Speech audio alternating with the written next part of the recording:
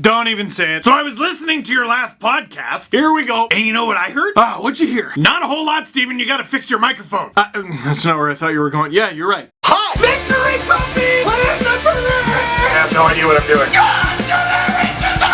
This team is ruining my life! Had to be Larkin, didn't it? Oh, it did! But let that be a lesson to the rest of you. 4-1 leads aren't as easy to defend as you thought they were. Ha! Leafs lose 5-4 in overtime over the Detroit under. They lost to the Detroit. I'm so used to saying they won. Oh, Leafs fans, we gotta talk. So how about Red Wings fans if I were you? Oh, I see ya. You're feeling yourself. And you know what?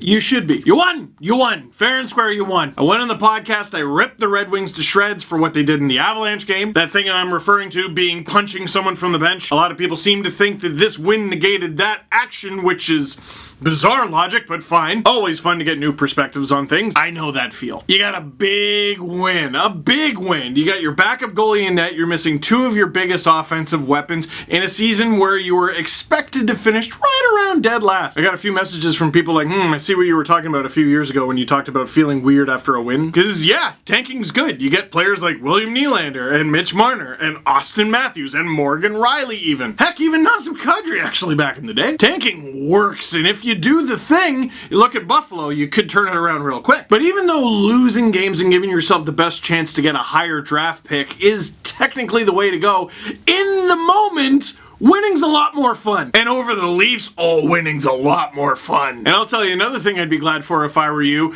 that you won after giving up the 4-1 lead. Because now it goes away. Take it from me, you cough up a 4-1 lead and lose, you hear about it. And after the game against Tampa on Tuesday, I know you guys were going, not again! And I'm frothing looking at the TV like, oh yeah, again! Listen. The Detroit Red Wings won this game, and that's all there is to it. When your team wins a game, you should feel good about it. That's how I would feel if I were you. That's what I feel the If I Were You segment has turned into. Listen, I was once the fan of a bad team, and tonight the Leafs were that. Things start well. Less than 5 minutes in, Jansson's got the puck. I'm like, shoot it! And then Gardner gets it somehow, and he gives it back to the captain and bangs it in. There you go, 1-0 already. They're gonna kill him. Willie's in the lineup. It's done. And Cappy with the big selly on that one. Because he got demoted to the third line, which then became the first line by the end of the game, but we're not there yet. Big selly because that goal was just confirmation that no, the Cappy train is still chugging. Here's the problem, about 30 seconds later. So Sparks started in this one. This is the first time in 2 years, maybe since Anderson was a Duck, that he got a night off in a situation where he wasn't injured or it wasn't the second half of a back-to-back. Which, Leafs fans, I don't care how much or how little you like Garrett Sparks,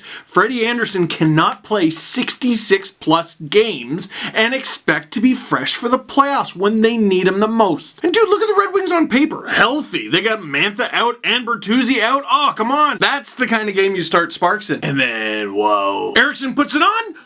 Okay, alright, that one went in. Sparks was screened though. He was screened. It was, it looked like you gotta look at it. I don't know. Alright, whatever. It's tied. It's fine. Not long after, Red Wings on the rush. The Leafs look like they have everything under control. What? No one's got Glendening in front and he gets a clear shot and it's in. Okay, that to me is the flaw in the Leafs played differently in front of him argument. You know, you hear that sometimes with the backup goalie. It doesn't matter what team you cheer for. Methinks if the Leafs were really worried about Garrett Sparks as their goaltender, they would have helped him. It's okay. The Leafs can get back into this. Detroit is the power play, don't they? Nyquist has the puck, fake slapper, he's still got it, and Sparks is receiving communion. You can't be on your knees for that long unless you're saying 50 Hail Marys, which is what I had to say after the things I screamed at my television after that goal. 3-1 Red Wings after one. But hey! I saw the game on Tuesday where the Red Wings had a lead and Frans Nielsen got a hat trick somehow and they lost. They choked. There's time. It's gonna be fine. Everything's gonna be fine. Like, look at this. He's gonna stop this. Mike Green just floats one on from the Oof, Maron!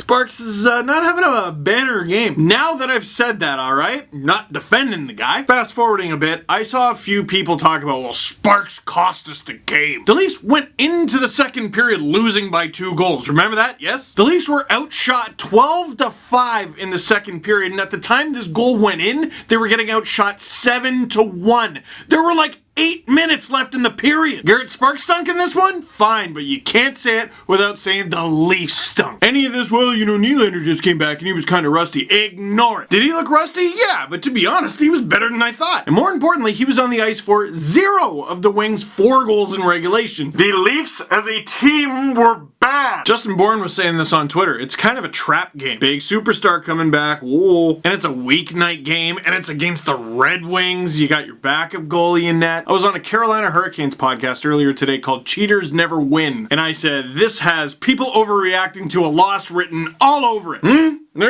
But of course, it's okay. It's okay. The game isn't done. The Leafs have a chance. Who the hell did that? Cronwall hitting someone awkwardly because he's half a step late? I'm so shocked. Oh my god, Austin, where's Matt Martin? What do you mean he's on the 2? We saved the receipt. Austin, get up. 2 for boarding. Oh, the look on Matthews' face when he got hit. I was like, that's it. That's 2 months. And he keeps sitting on the bench. And as long as he stays on that bench, he's okay. And he doesn't go to the locker room.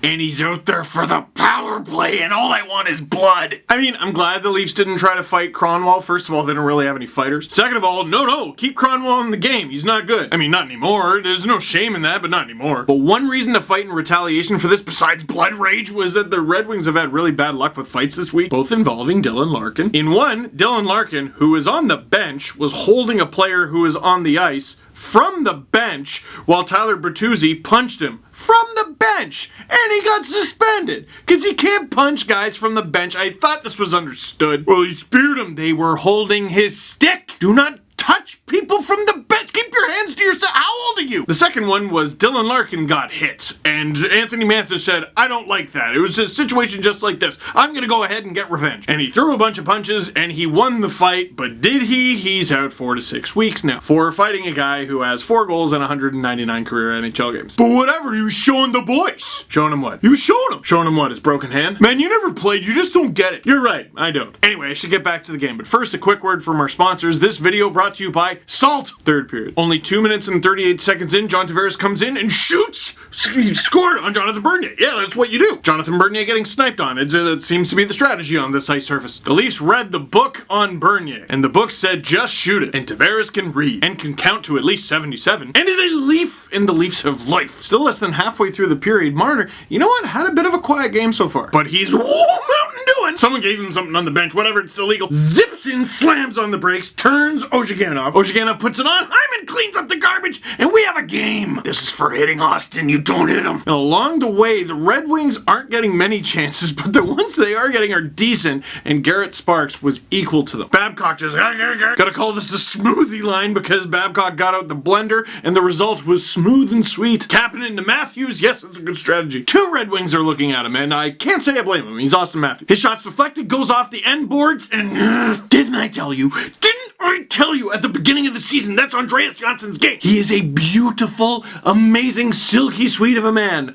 but he scores goals from the dumpster. Jonathan Bernier wasn't tight to the post. Johnsson bangs it in. 4-4, buddy. Oh, you touched Austin. We're gonna make you sorry. And then it sucks because the Leafs were playing this great all-out crazy offense, and then the second the game's tied, it's like, all right, now the Red Wings can come back. It's almost like they were like, welcome back to the game. Okay, that was fun. And the rest of regulation solves nothing. It looks like we are going to ding, ding, off both posts and out.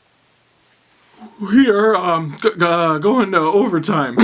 And here's the Leafs night in a nutshell. Sparks was big when he had to be. He kept the Leafs in it. Let's go ahead and call it the Grant Fuhr special because, you know, he'll allow 6 goals, but he won't allow the 7th. And what ended it was a John Tavares offensive zone giveaway. Nyquist to Larkin, who's one of the fastest men alive. He slides a 5. Why did it have to be Larkin? That's a decent dangle jinx there, bud. Well, the Leafs get a point in a game where they certainly didn't deserve one, but they could have got 2. They lose their first game in overtime this season. I will say, maybe this is weird, but at least it was honest. Like, at least they didn't lose in the shootout. I'd rather them lose here. On one hand, if you lose in the shootout, you can go, yeah, well, that's not even real hockey. But on the other hand, if you're gonna have a loss in your record, at least it's a hockey loss, I guess. I'm less bitter about losing in overtime, put it that way. And because the Red Wings won, here's Brad Crisco from the Winged Wheel podcast with a quick word. Hey everyone, Brad Crisco here, coming to you from the Winged Wheel podcast recording studio. My basement, I'm an adult, I don't live down here. Hey, the Red Wings beat the Leafs 5-4.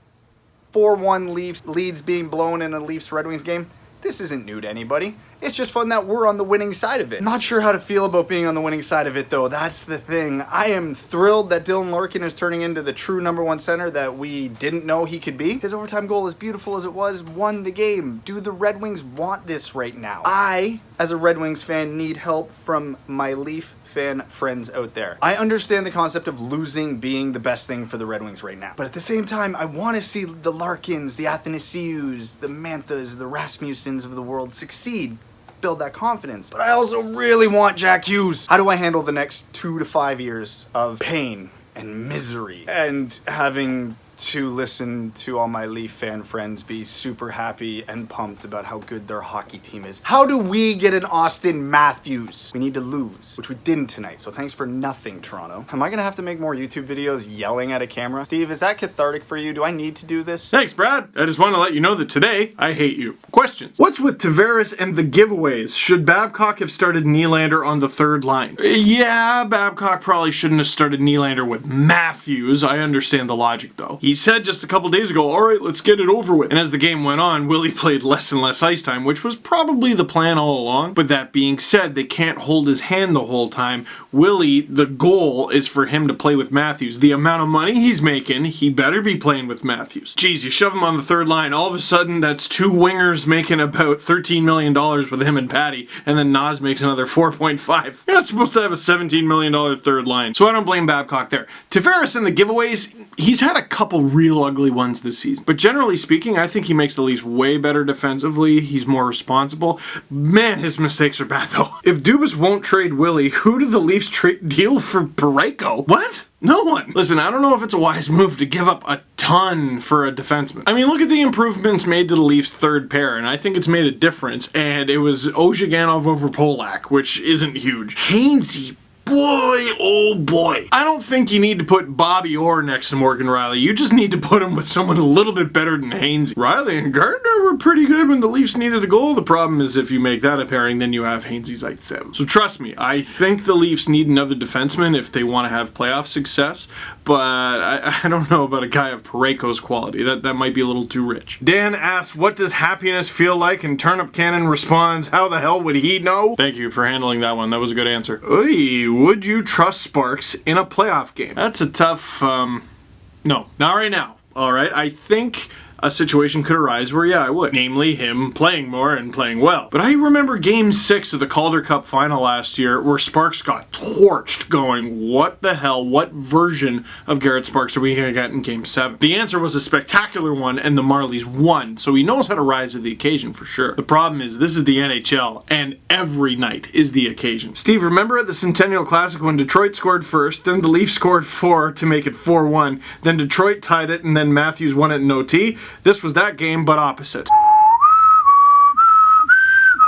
Thanks, Internet. What's his name? Tim. Thanks, Tim. So that is it for this one. Thank you very much for watching. Click like if you like this video. Click subscribe if you really liked it. Tell all your friends. Hey, the little surprise that I teased at the end of last video was I got to go to Sick Kids to hang out with the Leafs as they hung out with the kids. I got a lot of really cool footage. I'm going to be making a video about that, so watch for that soon. I think on the weekend.